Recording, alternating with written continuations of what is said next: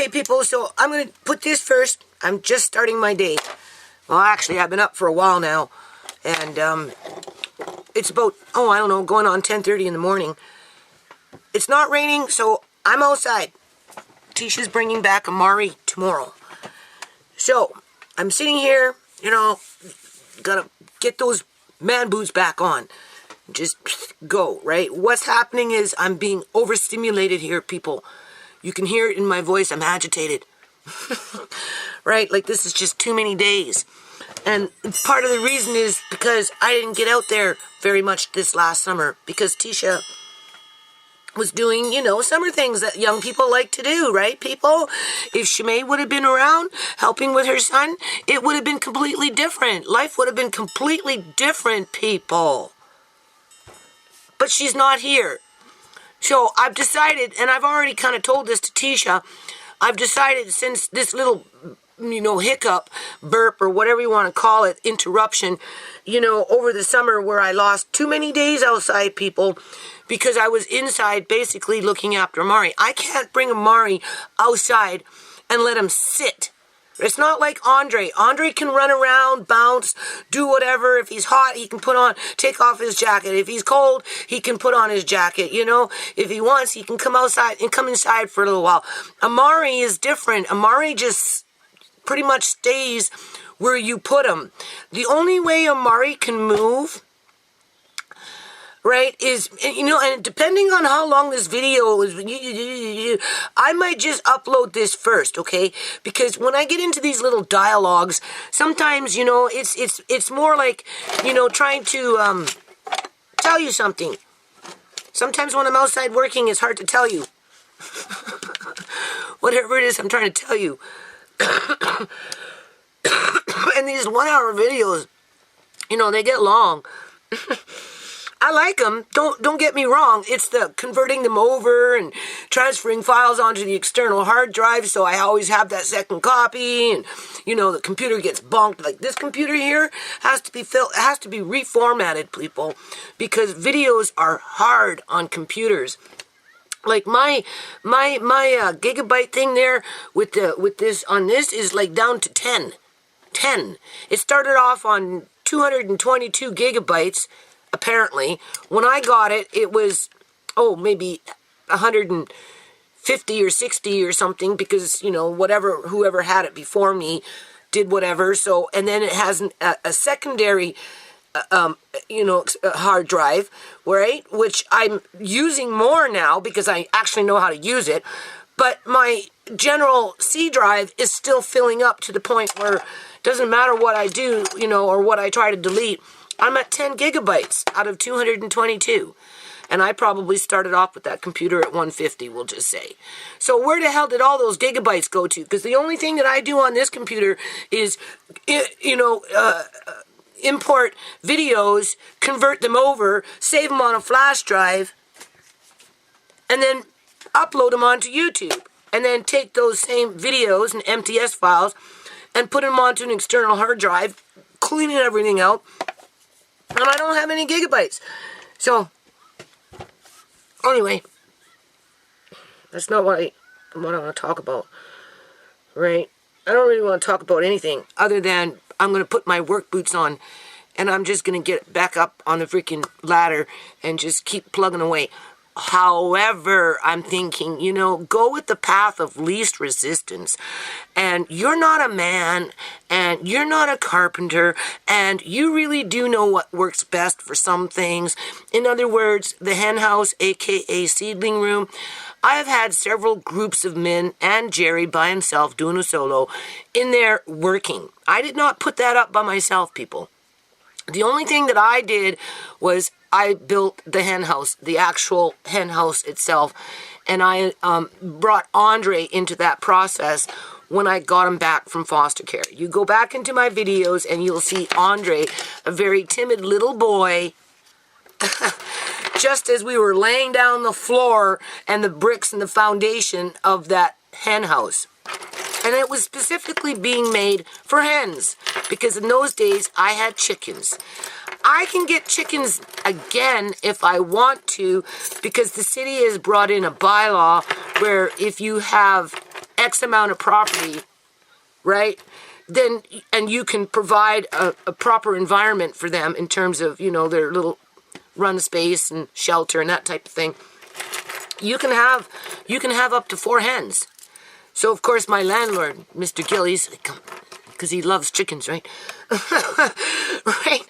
And then he's like, you can get chickens now, right? It's okay. And I'm like, my son said, yeah, it would be great to have chickens because fresh eggs are nice, but chickens are actually a lot of work. And, my yard is kind of like maxed out to the point where I think I know where I could build them something. But for what it's worth, that's kind of like on the back burner. So besides that point, I'm going to just keep it that even if I was to bring chickens back into the yard, I wouldn't put them into that corner. I would keep that specifically as a seedling room / craft room where I can take a lot of my bins with the walnut rounds and that type of thing, because always in the back of my mind, I'm trying to set up a little website, a little online store for Andre to sell his walnut rounds or his walnut art or whatever it is that we incorporate into this as it develops. But there's only so much time in a day, people, and there's only so many things that I can do, and I'm still just trying to get a handle on everything. So in light of that, since I've had other people, real men, actually build everything else around that little hen house that I started with Andre back in the day, I think the path of least resistance would be just to give my head a shake and don't even attempt to go out there today and try and put a roof on that. I think the more practical idea and the more safest of choices would be just to put it on the back burner for now and try and maybe at the end of the month. See, I don't have a car anymore, so it's harder for me to go out and do things. Thank you very much, Fraser Health Authority and CIBC Bank. I haven't had a car for years, so I have to walk.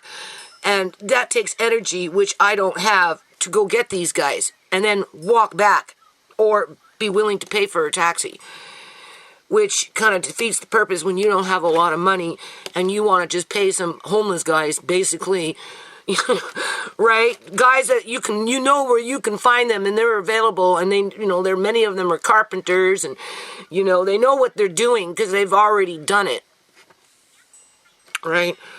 And, it was a group of men that put that canopy up for me. It was a couple of men that, ran the glass over the other side of the henhouse area, which has been holding up ever since, right? And then there was Bill was in there and, doing all kinds of stuff. Jerry's been in there, right? So I think it's time to maybe go out and try and find, I'm thinking two men, right? They can work for a day, have 105.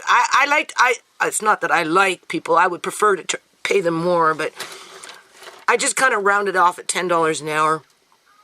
So 2 men, one holding, one doing whatever, because some of this stuff is going to require either 2 men that, can piece it together to get something run over so that we can just dry it out, or it's going to take 1 man who really knows what he's doing and just, can get on with it.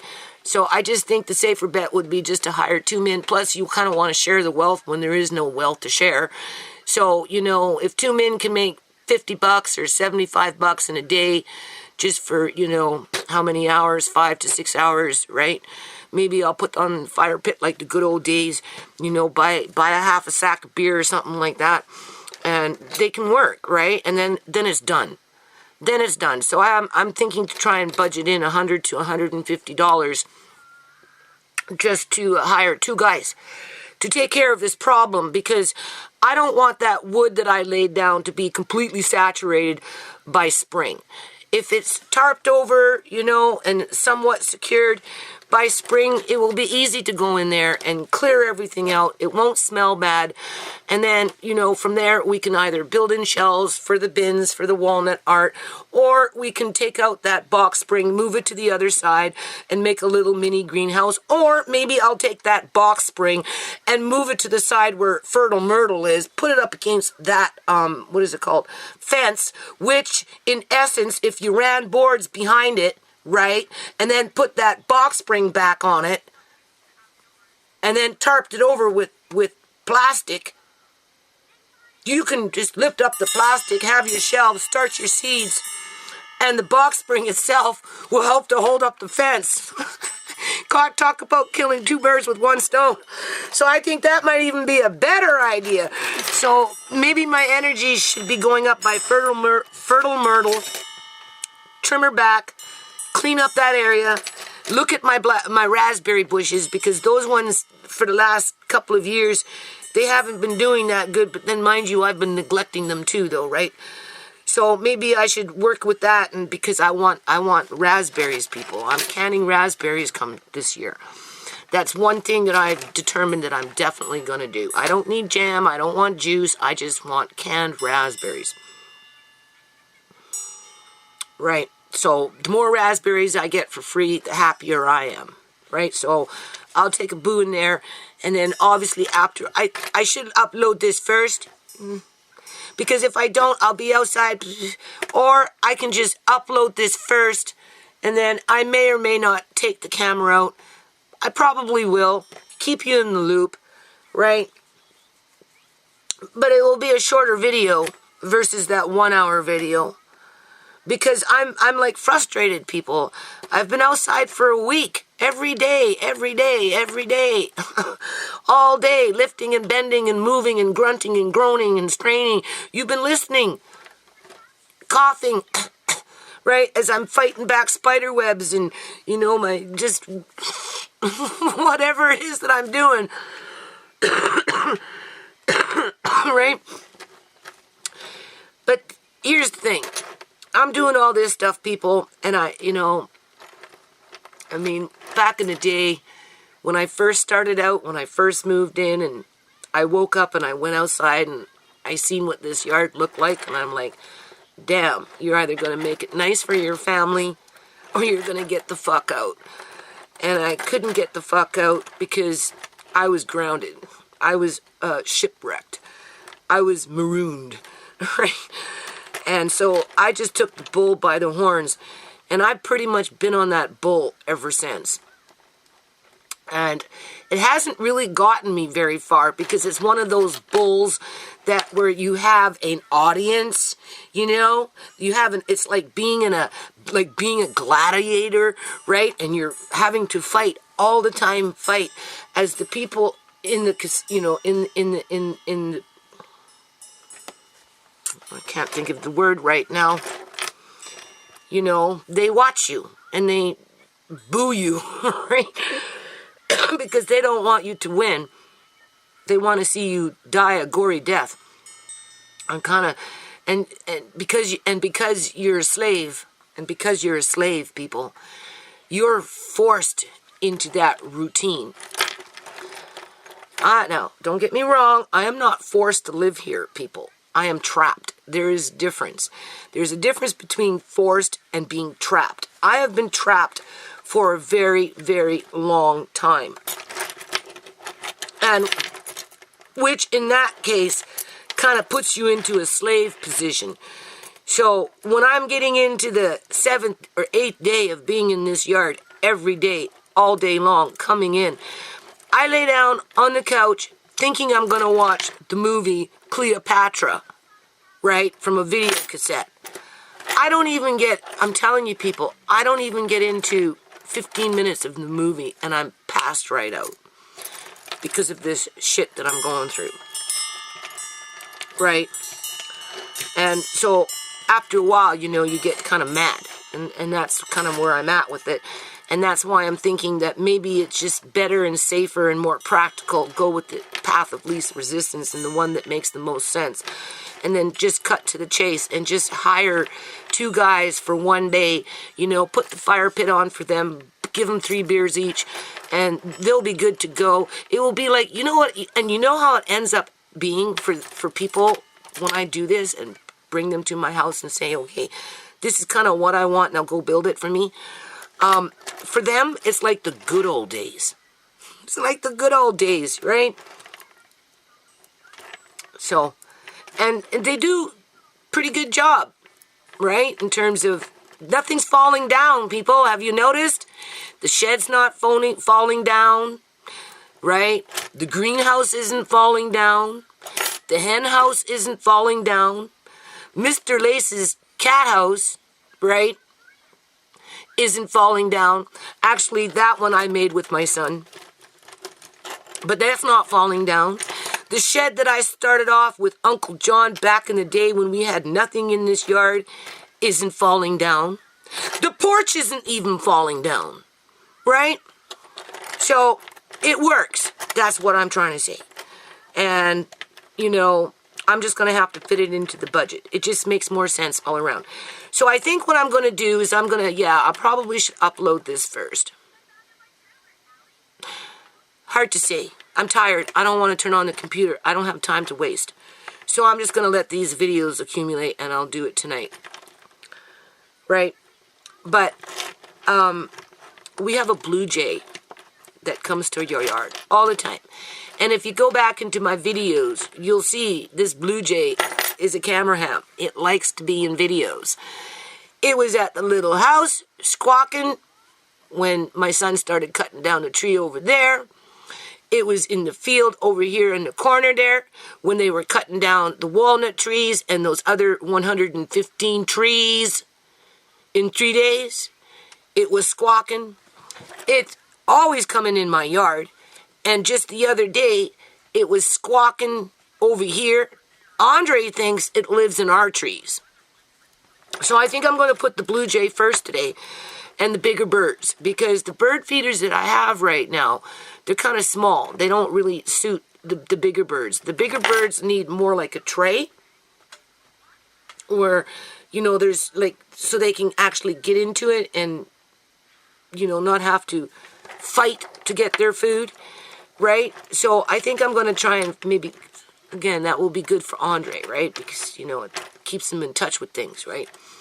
So I think when I go outside, I'm not even going to worry about the hen house. I'm going to just hire some guys in the next couple, 2-3 weeks to just do what needs to be done. And I'm going to today, because I've been outside and stressing so hard with pretty much everything I've been doing. And I get Amari tomorrow, so I have to go outside and get what I can today. I'm still not going to stress too much, other than I'm going to cut back fertile myrtle. I've got my skill saws in my hand, so I'm going to cut some more walnut rounds. You know, half an hour here, half an hour there, just because it needs to be done. And while I'm doing that, I'm going to, maybe think about building a bird feeder for the blue jay and the bigger birds, because it's not just the blue jay. There's other bigger birds around here that are waiting for food, okay? Because they are, people. They're depending on the food that I've give to them, because there's just not enough people out here feeding the birds. You know, they're too busy cutting down the trees, or just don't care because birds leave, you know, bird seed behind. Right? They don't want to deal with the bird seed. That's pretty much, or maybe they don't want to spend the money. Right? So speaking of money, over the winter when I'm actually inside, barricaded in my house, and I can't go outside, and I'm working on paperwork and that kind of stuff more, maybe what I'll do is I'll talk to the board director and I'll see if I can open up a PayPal to one of the accounts to the trust fund. And it will be specifically to feed birds. Basically, we'll start off with bird seed and dog food. It's specifically to feed the birds, the wild birds in the neighborhood, and dog food for the raccoons that really depend on it, because there is no food for them to eat. And obviously we'll start here And if it goes anywhere, then it can go on to that bigger program that I always talk about in terms of like building in a provincial program for such initiatives. But it might have to start here, because what happens is, as I'm buying cat food for my cats, big bags of dog food for the raccoons, and like next couple of weeks I'm going to just go out and buy $50 worth of bird food, which will be 3 bags of bird food. It won't be very much, because winter is coming and they need it to stay warm. That's the thing. They need it to stay warm, right? And so maybe over the winter, if I do anything, maybe I'll put in a provincial link for PayPal through one of the trust accounts to help pay for bird food and dog food if somebody would be interested in such an initiative. And then keep in mind, if I do that, people, then that means what happens is it opens up the door, right, for other people to sign on with New Nations Unity, okay, and the foundation to create a similar account in their territory, region, state, or province. And then what happens from there is it gets people thinking, and it starts to get them involved on a more of a collective level versus, feeling helpless in a, like me, right? Like, I worry about what's going to happen to these birds and these raccoons when I move out of this house, people. Like, I literally worry. I worry as if they were my children. Like, how does that make any sense? So then when you start worrying too much, and you think about the worst case scenarios of what's going to happen after that happens, you get depressed, and then you don't want to put on those boots. You just want to leave the planet. Because it becomes, you're trapped. You're a slave to your environment. You don't get anywhere. You don't prosper. You just get deeper and deeper into the hole, and you see the ones around you that are most vulnerable coming into that hole with you. The birds are coming in with me. The animals, the skunks. I got skunks living in my yard. I got raccoons living in my yard. Right? Fucking possums running around. Like, it's not just raccoons. The raccoons like to live in my wood pile. So I kind of have to get up into this corner. And this wood that I was burning yesterday, what do you call it? I have them in bins, but they've been taking off the lid and not putting it on, so it's kind of gotten damp. So anyway, I want to move them under the tree, so I kind of need to get up under the tree, clear out that area, and, resituate it so that I can put the bins that I have for wood starting there. I don't know how this big pile of wood that came out of the fire pit ended up in a big pile and then got wet, because that's pretty much what I was trying to use yesterday. I didn't go into my wood pile, although I know that come winter, when it's snow, those raccoons, they live in that wood pile. And I know that for a fact, because what happens is, as they come out for food or whatever, right, they leave a little trail of paw prints in the snow from my stairs to the wood pile. That's true. I know it's true. So I have to kind of take what I want out of there before winter comes, if I decide to use any wood, because I kind of leave it for the raccoons to have a home. What's going to happen when I move, people, and there are no homes for the raccoons? Matilda lost like 3 babies. She only comes around with 2 now. This is Matilda with her 2 babies. She used to have 5. It was 5, right? She had 5. We thought it was 4, but it was actually 5. And so that means that somebody's trapped them from a different property and has done something to them. I doubt they took them up by Home Depot and released them. I really do. Some of these raccoons should be spaded and neutered and given rabies shots. But that's for winter to maybe try and build in that program. Because there's going to come a day, people, when I won't be here. And we're going to need programs like that just for birds to be able to survive. Because there's not enough people out there feeding the birds. Because if that was the case, I wouldn't have more and more and more birds coming to my property looking for food. And they talk to me. They see me. They squawk. They fly by to make sure that I see them. The hummingbird talks, right? Raccoons, they come, they look. You know, they're talking to you as they're looking at you straight in the eye. Right? Putting their hand out, you know. I mean, how can you turn them away? You can't. You can't turn them away. So I think we're going to put the blue jay first today, Andre. I know you love that blue jay, and that blue jay is always trying to get your attention. So I'm going to work on a blue jay feeder. And then once the blue jay comes, then the other bigger birds come. Right? And then eventually what would be nice is to be able to put the camera on these feeders and then just let it run, you know?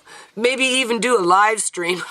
What do they have in their yard today? That would be a great live stream for people to tap into just to see what kind of birds come to my property, right? Well, not my property, but where I live, right? It's not my property, people, but you know, the house I live in, right? My house. See what kind of birds come to my house. So, you know, maybe next year we might be able to do that. That would be kind of fun. Put on a live stream on YouTube with the birds coming to this property.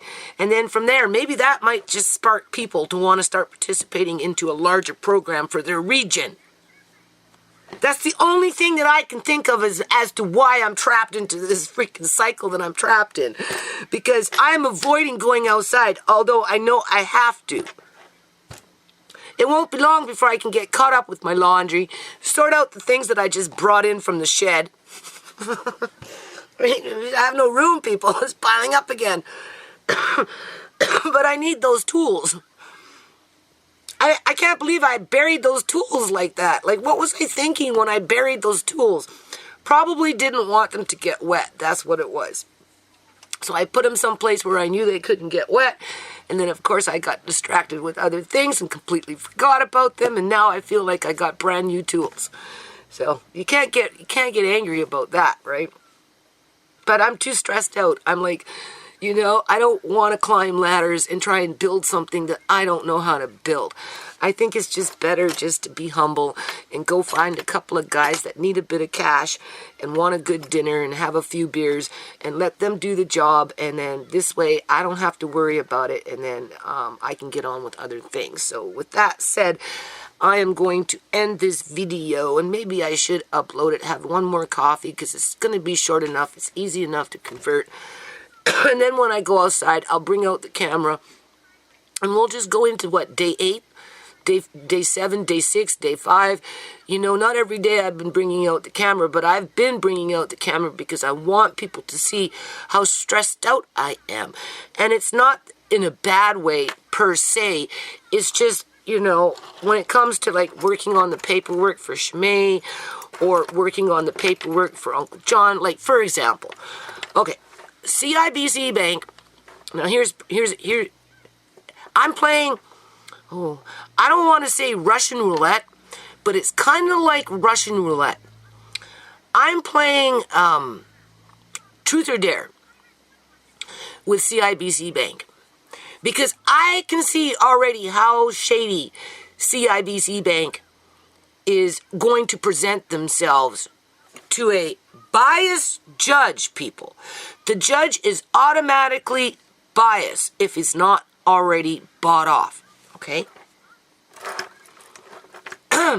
Seen it with Uncle John with Fraser Health Authority and how that situation was treated in terms of a lawsuit, right?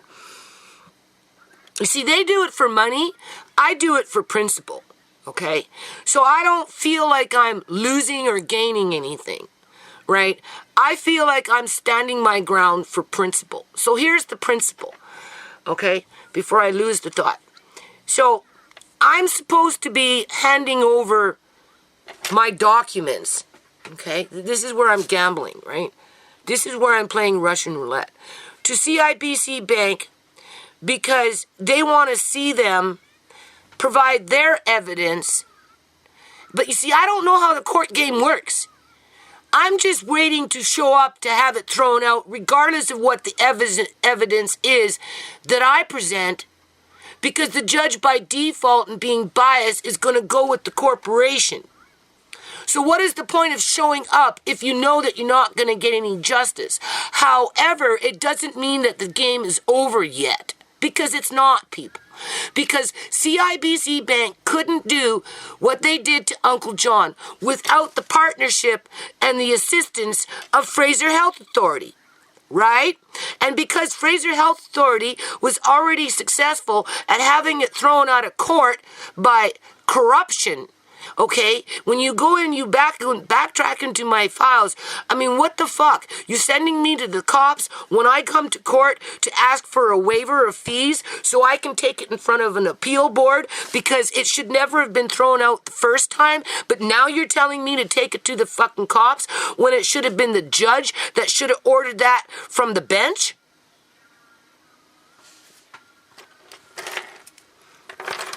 Well, CIBC is coming up in the ranks and saying, well, show us your paperwork, but we're not going to talk about how Uncle John even got into that position where we're even in court, because as far as we're concerned, Fraser Health Authority took that for,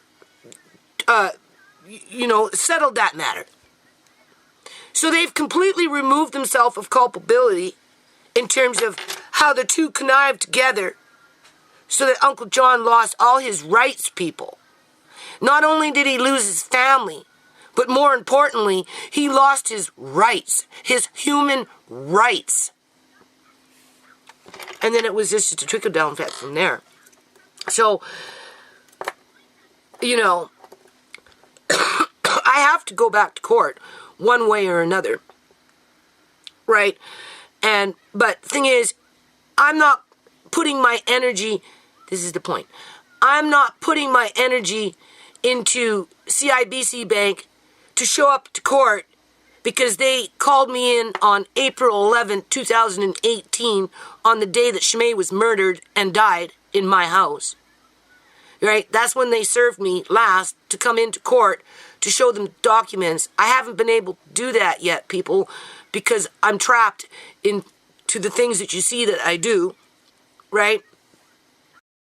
And I'm having to build another case around what happened to Shmay as I keep on the burners the things that have already happened in terms of the targeting of the family, right? So, I don't know what happened to CIBC Bank. They haven't sent me anything. What happens when you go like that to court? And then you don't respond back because of whatever, right? Because I know it will just get fleeced over with falsified records in one way or another with a biased judge. So if I already know I'm defeated before I even show up, and that the real story and the true story is not getting to a fair judge, you kind of have to cut your losses, right? Fuck you, CIBC Bank, if you're watching, because I'm still coming after you. Because the next time I file another lawsuit, whatever the hell you thought that you were doing, because it ain't over yet, maybe be over for you and that crooked judge. This is my mind thinking, right?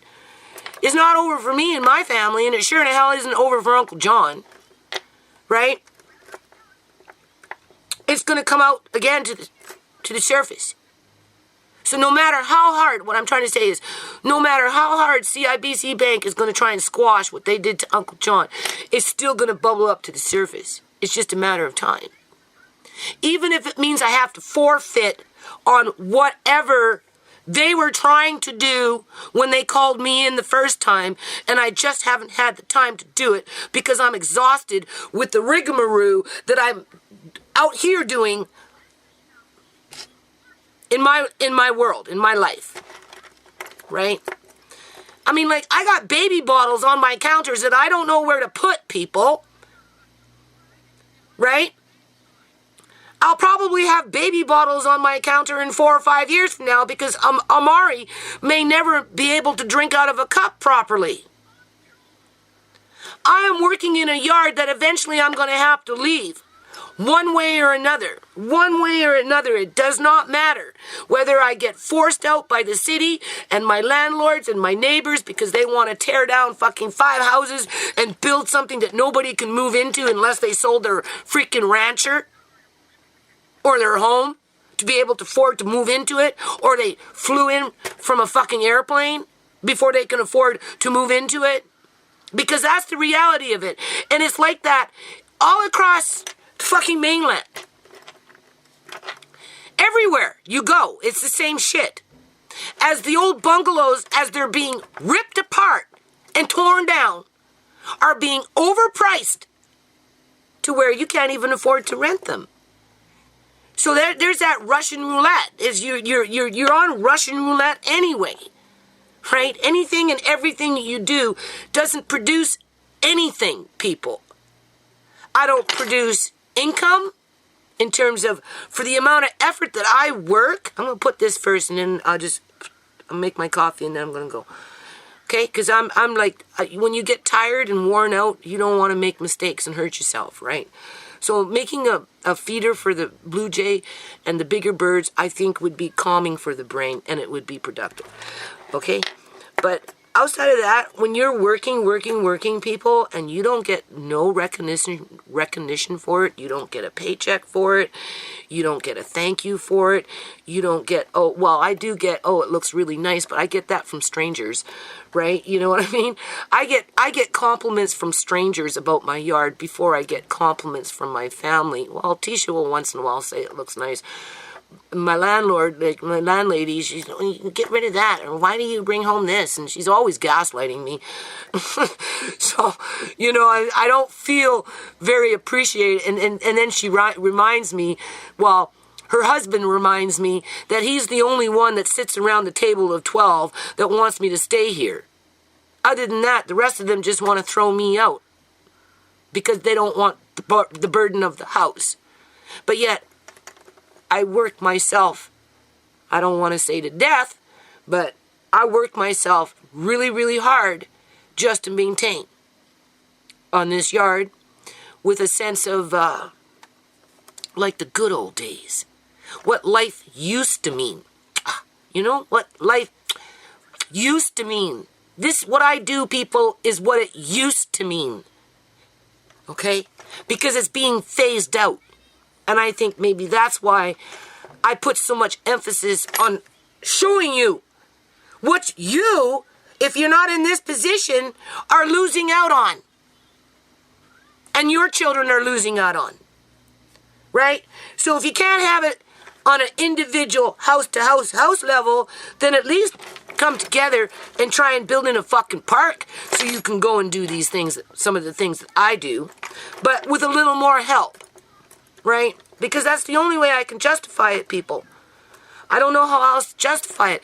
And, if I don't do it, it gets held against me. People start calling the city on me. City, they don't want this house. They want the block torn down to build a complimentary fucking building that's being built over there, which we know 10% will lose their assets, while 4% of the guys that worked out there for the last year will end up dead, and 1% of that 4% will have their organs harvested illegally. There's always a trickle-down effect. So, really, I should be spending my time on following up with CIBC Bank and settling out of court, people. Settling out of court. Because they know they fucked up. But the thing is, they're not going to take full responsibility for colluding with Fraser Health Authority. So this is the Russian roulette that I'm playing. And it just so happens Shmei's coming up the fucking ranks here. And when she comes up those ranks, she's snatching on to CIBC Bank. She's snatching on to Fraser Health Authority, Andrew the Dragon. And she's going to bring them right back up to the surface. And guess who's going to be standing there all alone by themselves? Me! Around a whole bunch of fucktards. Just with their fangs coming out, looking for blood. As I'm working myself to what? To what end, people? To what end? To feed the blue jay? Like I'm going nuts, right? I'm not going nuts, but it's enough to make you go nuts, you know? And you have to really evaluate the purpose of your life and what you were here put on the earth for. And obviously accumulating wealth for myself is not it. Because if that was the case, I wouldn't be trapped. I wouldn't be such easy fucking prey for all these fucking predators around me just to pick off my family members one at a time and then collude with crooked judges and crooked lawyers and crooked fucking ministries and just crooked fucking people in general. As they're watching you be that gladiator in a coliseum, right? In the good old days. Being eaten by lions. Fraser Health Authority and CIBC Bank, they're the lions.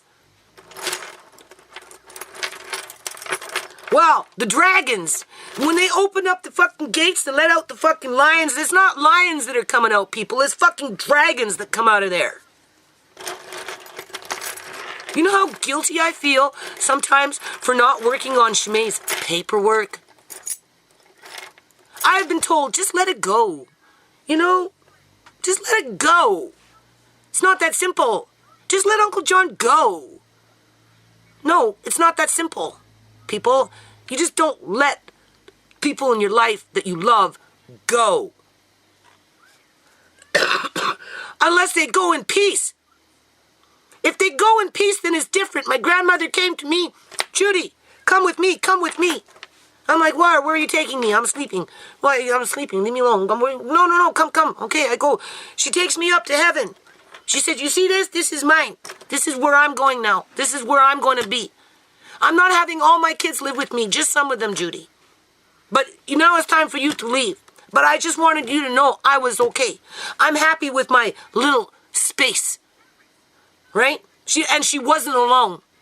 Because my mother was already there, people. Because my mother was the first to die. All right? And then I woke up in the morning, they phoned me and said my grandmother had died. It's cut and dry. Same thing with my uncle. Wake up, get up. I gotta go. Okay, go. He said goodbye to me, people. So, I have to evaluate what my life is what's the purpose of it. I have never been in the dirt so much in all my life as I have in this fucking house. Climbing roofs. In crud. Washing out crud.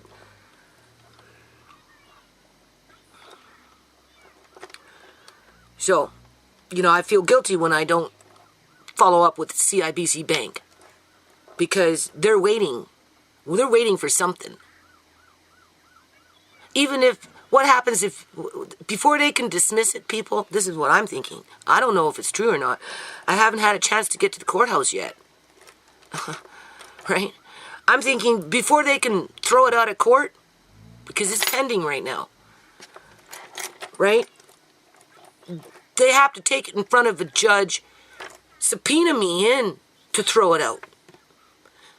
And then I'll go to court then, and I'll say, Your Honor, I didn't come back because I knew I wouldn't get a fair trial.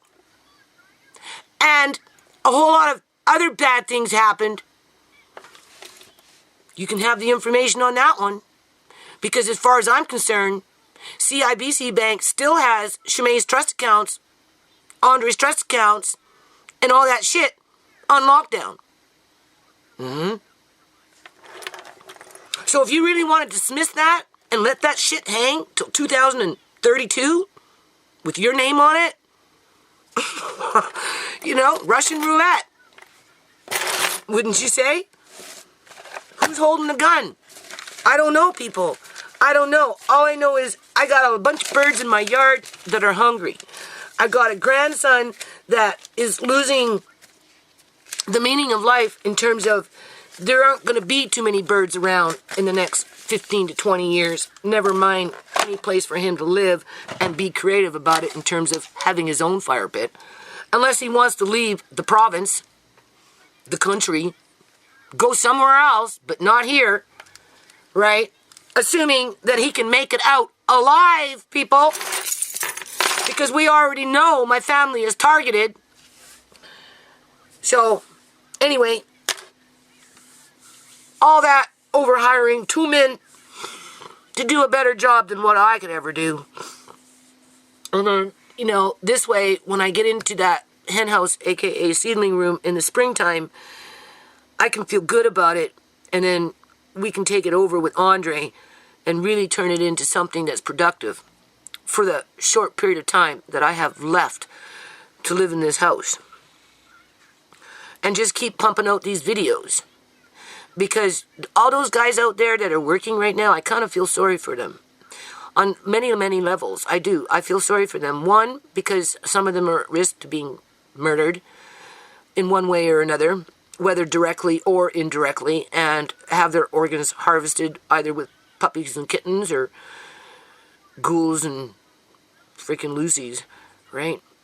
Or they have sons and daughters, and they want to have a yard to go out in the back and put on a bonfire for their kid. Well, not a bonfire, but a little, cooking fire, right? For their kids to have a marshmallow roast or some baked chicken or something, right?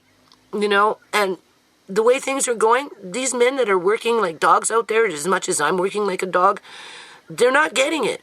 They're not getting it. Their opportunities are being robbed. And this is what age generation, between the age of 20 and 50. Andre's only 9, okay? If it's like that now, where these people out here working, many of them don't have the same opportunity as what I have at this point in life, for whatever reason, because those opportunities are being taken away. They're being removed. They're becoming something where you will never experience it in your own life except watching it on some computer screen, remembering what the good old days were about. Like, it irks me, people. It irks me to no end. Because that's not progress. If the stuff that was happening, I'm going to leave it on this note. If the stuff that was happening, okay, a lot of shady shit happening here. People being displaced in the thousands. Things being ripped apart. Just because you don't see the fire doesn't mean it's not fucking burning. Okay? Instead of it being torn down with a bulldozer, smashed apart, ripped out, cut down, whatever. Just imagine a big fucking fire coming and just go burn it all down. Like, take it to an African freaking village. People living in their huts or their little homes or whatever they've got, and then one day they just wake up and all of a sudden their little community is being raided and completely destroyed. Completely. As you have a trampling herd of something killing people and destroying everything. But because it happened fast, it becomes news. Genocide, ethnic cleansing.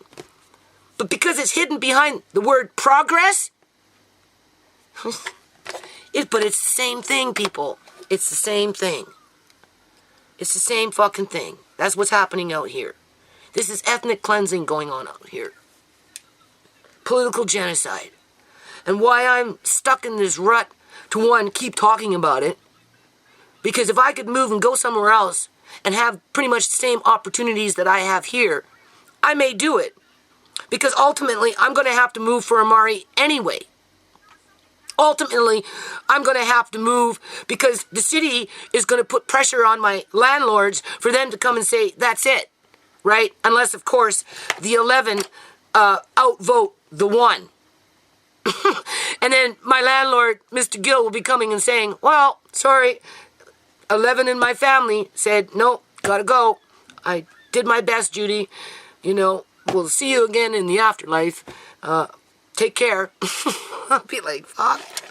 And then I won't have nowhere to go of equal opportunity of what I have right now, unless I am willing to pay out double, if not triple, the amount of rent that I'm paying currently right now. And that becomes political genocide, as my family is being targeted through the healthcare system and other ministries, including the banking system.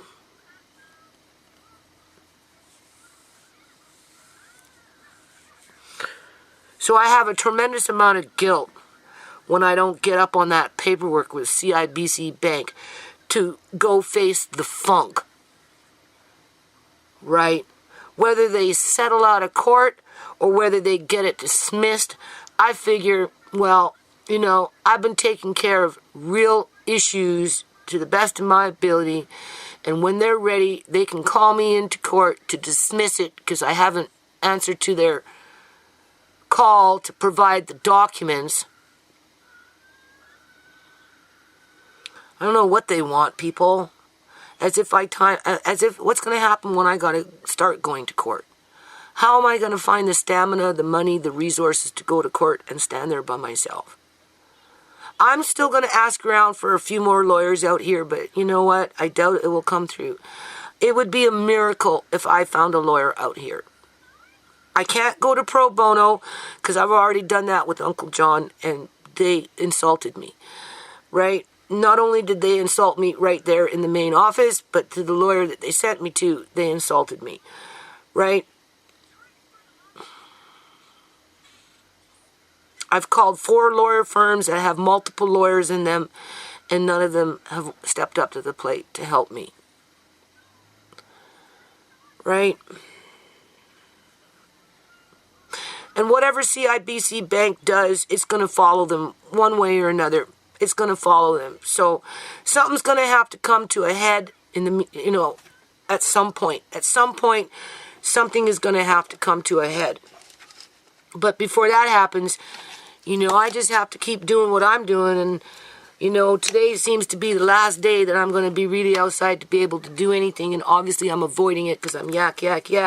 Then I'm going to find the excuse to upload it because it took too long. By the time I get out there, it won't be till 1.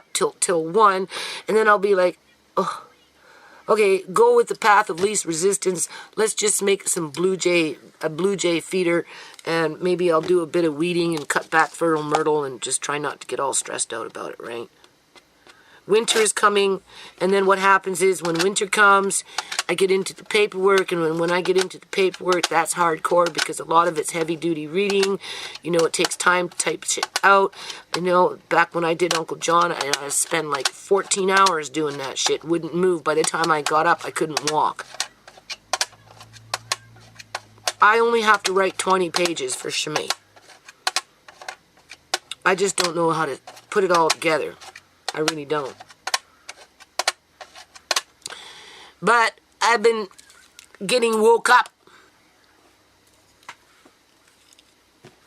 I really need to have this little thing right beside me when I'm sleeping because it's waking me up again and somebody's talking to me. And I don't think it's voice to skull. I don't think so. Because they're giving me methods to when I do take it to court. It's advice for court. There's urgency around it, but the urgency is also in the reality. And the reality is if I don't get a handle on the yard, people use it against me. And it just gets harder. So next year, if Tisha's out and about doing summer stuff and she can't watch Amari for me, I've decided that I'm getting childcare services for some of the stuff that I need to do outside so I don't get so far behind like I am right now. I'm very far behind and I don't like it. If Shimei wouldn't have died, my yard would have been done by now. In terms of all the bricklaying, the pond would have been in, everything. It just would have been done. Things would have been painted. But that didn't happen.